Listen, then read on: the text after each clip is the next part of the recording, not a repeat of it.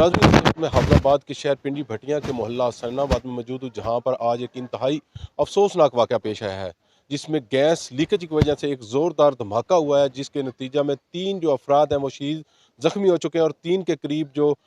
मकान हैं वो मुकम्मल तौर पर तबाह हो चुके हैं। मुतासरीन के मुताबिक ये जो धमाका है वो गैस लीकेज की वजह से हुआ है, जिसके नतीजा में एक मकान जो है वो तकरीबन मुकम्मल तबाह हो चुका है और 2 जो मकान हैं उनको जुज़वी तौर पर नुकसान हुआ है। अगर इंतज़ामिया की बात की जाए तो इंतज़ामिया ने इलाका को जो है वो मुकम्मल तौर पर बंद कर दिया गया, रेस्क्यू ऑपरेशन जो है उसको मुकम्मल कर लिया गया है और जो ज़ख्मी अफराद हैं उनको तहसील हेडक्वार्टर अस्पताल में मुंतकिल कर दिया गया है। इस अफसोसनाक वाक़या के बाद शहरियों को डेली हाफिज़ाबाद की टीम की तरफ से ये पैगाम है कि जब वो सोते हैं तो गैस को मुकम्मल तौर पर चेक कर लें, ताकि इस तरह के नाखुशगवार जो वाक़यात हैं उनसे बचा जा सके।